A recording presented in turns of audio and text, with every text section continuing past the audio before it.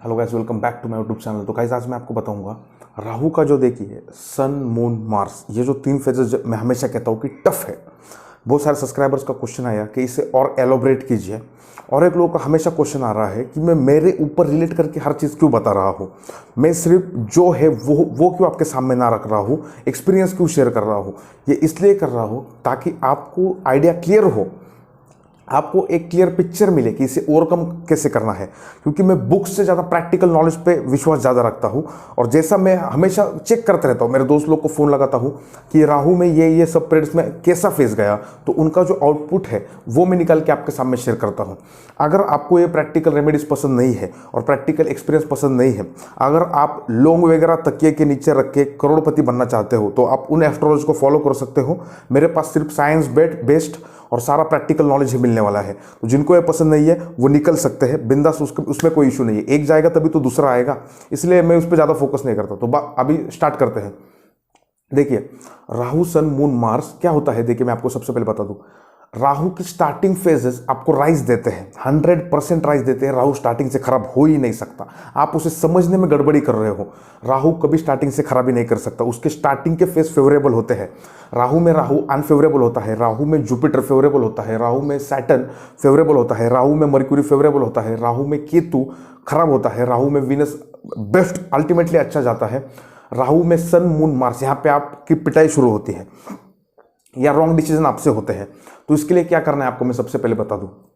जैसे ही आप Rahu Venus and हो गया, आप आए राहु सन में, तो सबसे पहले आपको यह करना है कि राहु सन में सबसे पहले मैं आपको बताता हूं, फियर मतलब ऐसा मान के चलो आपको फियर बहुत होता है, आप घबराते हो। कोई किंगली पर्सन, किंगली यानी किंग का मतलब यहां पे अलग रिलेट किया गया है कि किसी ऊंचे सत्ता के पर्सन के थ्रू आपको यहां पे ऐसा मान के चलो ट्रबल आनी स्टार्ट हो जाती है।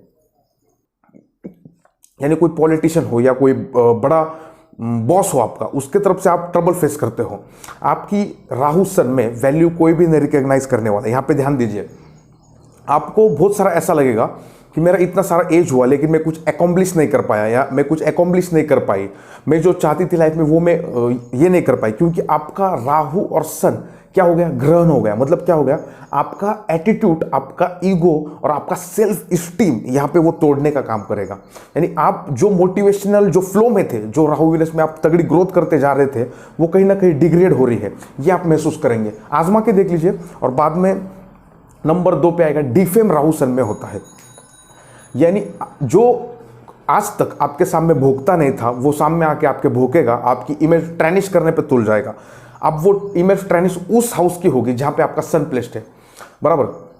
और इसमें मैं हमेशा कहता हूं, लीगल कॉम्प्लिकेशन अवॉइड कीजिए। आप कितने भी ऑथोरिटिव और पावरफुल पर्सन्स हो, राहु और सन अगर आपको चल पड़ा और आपने कुछ झमेला कर दिया, या आप लीगल इश्यूज में चले गए, या आपका डिवोर्स वगैरह कुछ हो गया, क्योंकि राहु सन मून मार्स और राहु के दशा में स्पेशली डिवोर्स होते हैं। इसका मतलब ऐसा नहीं कि राहु में ही होते हैं, मार्किस वीनस में भी होते हैं, डेबिटेड मर्क्यूरी में भी होते हैं, अदर दशा में भी होते हैं। लेकिन इसका असर ज्यादा पेनफुल और ज्यादा सफर करवाता है, ये कहीं ना कहीं आपको समझना है।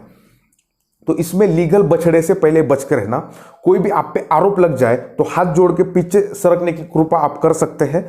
ज्यादा अगर आपको मधुमक्खी के छत्ते पे पत्थर मारना है तो आप आगे जाइए, तो फिर कोई दिक्कत नहीं आएगी आपको। तो इससे बच के ही रहे, मेरा अगर एडवाइस माने तो। बाद में राहु सन अगर अच्छा प्लेस्ड हो, मैंने देखा है, प्रैक्टिकल एक्सपीरियंस में पाया है, सन अगर अच्छा हो ना तो फॉरेन में काफी सक्सेस मिलती है, जबरदस्त। राहु सन में आदमी फॉरेन एंटर करता है, आजमा के देख लीजिए।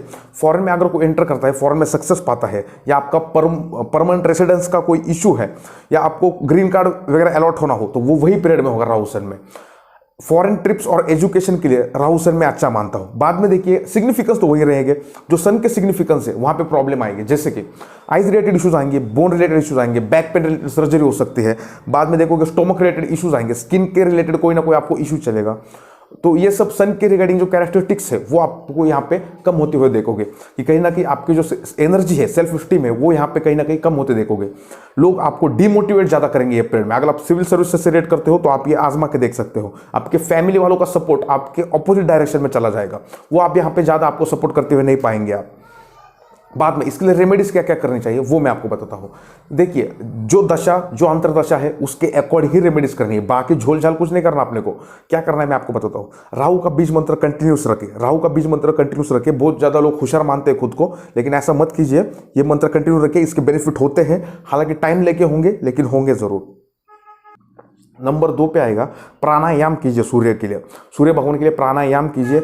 बाद में सूर्य भगवान को सुबह आप जल चढ़ा सकते हैं। बाद में आएगा, देखिए सूर्य भगवान के लिए आप क्या कीजिए, आदित्य हृदय स्तोत्र का पाठ कीजिए।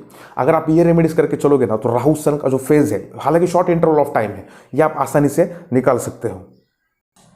बाद में आएगा, पूरे दशा सिस्टम में अगर सबसे टफेस्ट फेज माना जाता है तो राहु के साथ मून, या मून के अंतरदशा में राहु सबसे टफेस्ट माना जाता है। दोनों का 36 का आंकड़ा है।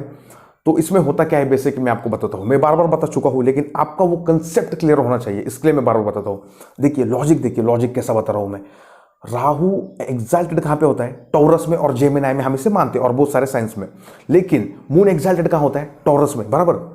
और राहु डेबिटेशन में हम कहां पे मानते हैं? स्कॉर्पियो में। और मून कहां पे डेबिटेशन में होता है? स्कॉर्पियो में। इसका मतलब ऐसा है कि मून जो है वो राहु को एनिमी नहीं मानता है, क्योंकि एग्जाल्टेड भी वो उसी के साइन में होता है, लेकिन राहु मानता है, क्योंकि मून के वजह से उसका सर कटा था राहु का। तो ये सब चीजें होती है। तो आपको ये ध्यान में रखना है कि जब राहु मून होना, तो आपको इमोशनल अटैचमेंट में बॉन्ड नहीं होना है। यानी आपका मान लो कोई आपका रिलेशन चालू है, या आप मैरिड लाइफ में हो, तो ये बहुत ट्रबल सम सिचुएशन क्रिएट कर देता है। आप देखोगे राहु मून जैसे स्टार्ट होगा, आपके हस्बैंड या वाइफ का नेचर चेंज होना ही होना है। ओपन चैलेंज है, आजमा के देख लेना। बाद में जो होगा राहु मून में, आपका इमोशनल बॉन्डिंग, यानी होता क्या है, आप किसी भी चीज को इमोशनली अटैक हो जाते हो, और वहां से तोड़ने का काम राहु मून करेगा। अगर आपका बहुत बड़ा फ्रेंड सर्कल है, आजमा के देख लेना, राहु मून में आप अलग होते हुए देखोगे, आप अलग अलग अकेला रहना पसंद करोगे, आइसोलेशन को पसंद करोगे, और सबसे रिश्ते ऑटोमेटिकली कट ऑफ हो गए। ये मैंने अनुभव में पाया है, किसी बुक में नहीं लिखा हुआ मिलेगा आपको। तो ये सब चीजें आप देखोगे राहु मून में। और एक मैंने कहा था, फाइनेंशियल क्रंचेस होती है लेकिन जॉब लगता है। क्या कहा मैंने?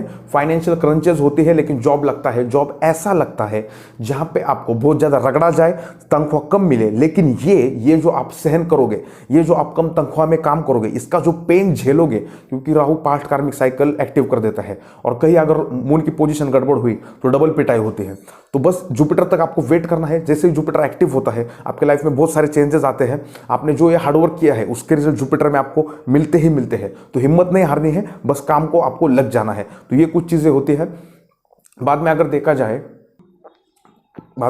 जाए तो मैंने सबसे पहले कहा था कि राहु मून में depression, anxiety, fear, trouble from higher authorities, ये सब तो आपको देखने को मिलेगा ही मिलेगा। तो डिप्रेशन, एंजाइटी, फियर के लिए मैंने हमेशा एडवाइस दी है कि अकेला रहना स्टार्ट कीजिए। राहु मून का फेज है, अकेला रहिए। किसी के साथ रिलेशनशिप में, बॉन्डिंग में जल्दी मत जाइए, क्योंकि वहां पे आप धोखा खाने वाले हो। ये बात तो लिख लीजिए। तो ये सब चीज़ें आपको कहीं ना कहीं समझनी है। और शांत रहने का कोशिश कीजिए, यानी कि शिवलिंग पे जाके जल चढ़ाना हो। मून को स्ट्रांग कीजिए। सिल्वर का कोई धातु अपने बॉडी में आप पहन सकते हैं। मून डेबिटेशन में हो तो व्हाइट पर्ल्स का आप ब्रेसलेट पहन सकते हैं। स्टोन नहीं पहनना है मून का, ध्यान में रखिए। और मैं राहु दशा में हमेशा एडवाइस देता हूँ, आपको गोमेद पहन के ही चलना है। अपना चार्ट कंसल्ट कीजिए, लग्न और नवमा चार्ट देख के आप गोमेद अवश्य धारण करें। 100% बेनिफिट रिजल्ट आते हैं। कोई आपको बता दे पत्थर नुकसान करता है, मैं तो पहनता हूं, मुझे क्यों नुकसान नहीं करता? मुझे तो जबरदस्त बेनिफिट मिलते हैं गोमेद पहनने के बाद से। या लाजवर्थ आप पहन सकते हैं राहु, सैटर्न, केतु के लिए। तो कंसल्ट करके चलिए, मैं आपको बता दूंगा। डिस्क्रिप्शन में मेरी लिंक है। 1000 रुपीज चार्ज है मेरा, 46 दिरहम, $14, ऑल फॉरेन बैंक्स एक्सेप्टेड। तो ये सब है। तो बाद में ये जैसे मैंने कहा कि पर्ल भी पहना जा सकता है, लेकिन आइदर हैंड में पहन सकते हैं। यानी राहु का लेफ्ट में पहना जाता है स्टोन, और राइट में आप पर्ल पहन सकते हैं कंसल्ट करके। तो इसके बाद में मैं लूंगा फैक्टर। तो ये सब चीज़ आपके साथ होती है। बाद में मैं लूंगा कि राहु में मार्स कैसा जाता है। देखिए मैंने जैसा कहा, राहु मून में आपको जॉब लगता है, बराबर। राहु मार्स में आपको एक ऐसी पॉसिबिलिटी होती है कि आप जिस पद पे हो वहां से निकाल दिए जाओ, या यानी आप जिस जॉब में हो वहां से निकाल दिए जाओ, ऐसी एक पॉसिबिलिटीज होती है। हालांकि होता नहीं है, लेकिन एक पॉसिबिलिटी होती है। एक डर रहता है, एक फियर रहता है। ये बात सही है क्या नहीं मुझे कमेंट में बताना, क्योंकि एक्सपीरियंस से सीखा जाता है। मैंने बहुत सारे लोगों को चार्ट देके उनको पूछा कि भाई साहब तुम्हारे साथ इस पीरियड में हुआ क्या, और ये सब का आउटपुट मैंने मैच करके देखा तो यही उनके साथ हुआ था। और मोस्टली अगर लोग जॉबलेस रहते हैं तो राहु सन मून मार्स में ही रहते हैं। स्पेशली राहु मार्स में मैंने ज़्यादातर लोग जॉबलेस देखे हैं, वहाँ पे उनको दिक्कत आना स्टार्ट हो जाती है। मैरिड लाइफ के लिए सबसे ट्रबलसम फेजेस रहते हैं राहु में मून और मार्स। सन हालांकि इतना नहीं रहता, अगर लीगल कॉम्प्लिकेशंस चल रहे हैं और राहु सन वहाँ पे आपको मिल गया तो भगवान ही आपको बचाए, ये मैं आपको कहना चाहता हूँ। तो राहु मार्स में जॉबलेस लोग रहते हैं, यहाँ पे थोड़े से सफ़र होते हैं, फाइनेंशियल क्राइसिस होती है। राहु सन मून मार्स, आप चाहे कितने भी टैलेंटेड हो, कितने भी शेयर मार्केट हो, क्रिप्टो करेंसी हो, म्यूचुअल फंड हो, गोल्ड में इन्वेस्ट करना हो, या किसी प्लॉट पे या ज़मीन जायदाद आप लेना चाहते हो, राहु मार्स का पीरियड बेस्ट है। गलती से अगर मार्स डेबिटेशन में हुआ और आपने ये सब कर लिया, वो जो ज़मीन है उसका आपको फ्रॉड होके ही रहेगा, लिख के रख लीजिए। तो कहीं ना कहीं आपको प्लेसमेंट देख के चलने होते हैं। राहु से वो कितना आगे बैठा है, उसका नक्षत्र वाइज उसके पास स्ट्रेंथ कितनी है, षडबल में स्ट्रेंथ कितनी है, क्या उसका जेमस्टोन पहना जा सकता है, ये सब देख के अगर आप कॉम्बिनेशन करके चलोगे तो आपको ज़्यादा इशू नहीं आएगा। राहु मार्स में होता ऐसा है कि देखिए, मार्स कहीं ना कहीं सिग्निफिकेट करता है मैरिज को भी, क्योंकि वीनस मार्स जुपिटर ये 3 प्लैनेट मैरिज के लिए सिग्निफिकेंस करते हैं। अगर आप मांगलिक हो और आपके चार्ट में मान लो मांगलिक, ऐसा कोई नहीं है कि मांगलिक ही हो तो शादी में इश्यूज आते हैं, अगर मांगलिक ना हो तो भी इश्यूज आते हैं। डिपेंड्स करता है कि 7th हाउस पे कितना मैलेफिक एस्पेक्ट है और 9 मास में 7th हाउस की स्ट्रेंथ कितनी है और 7th हाउस का लॉर्ड कहाँ पे प्लेस्ड है। अगर राहु मार्स में आपका मैरिज के लिए काफ़ी कैंसिलेशंस आती है। और एक बात, राहु दशा में मैंने एक नोटिस किया कि लोगों को मैरिज में काफ़ी डिलेज होती है, बहुत सारा एज हो जाता है और मैरिज में काफ़ी डिलेज होती है, घर वालों से प्रेशर होता है कि मैरिज के लिए ऐसा वैसा। लेकिन आपको थोड़ा पेशेंस रखना है, everything happens on the perfect time, trust the process. मैं हमेशा कहता हूँ, बहुत सारा एज होता है। अभी बॉलीवुड लोग ही देख लो, बॉलीवुड वाले जो भी लोग हैं 90% खराब राहु वाले ये बॉलीवुड वाले लोग होते हैं। आप देखिए इनकी मैरिज कितनी डिलेज होती है, 36, 37, 38 इनको चल जाता है। इसलिए नशा वगैरह भी करते हैं क्योंकि राहु इनका कहीं ना कहीं खराब होता है, लेकिन अदर प्लैनेट्स इनके स्ट्रेंथन होते हैं।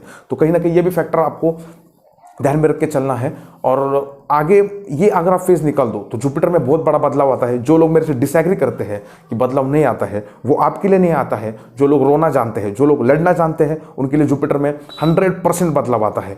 उतना पेन तो नहीं होगा जितना राहु में हुआ, क्योंकि राहु के लास्ट के फेजेस में मैंने देखा है बहुत सारे लोग ट्रबल फेस करते हैं, मैरिज लाइफ, डिवोर्स, उसके बाद में अगर कहा जाए तो फॉरेन के रिगार्डिंग इतने इश्यूज फेस करते हैं, उनकी एग्जाम ही नहीं निकल पाती। परमानेंट रेसिडेंस का तो भूल ही जाओ, एग्जाम ही नहीं निकल पाती, अप्लाई ही नहीं होता उनका वीज़ा।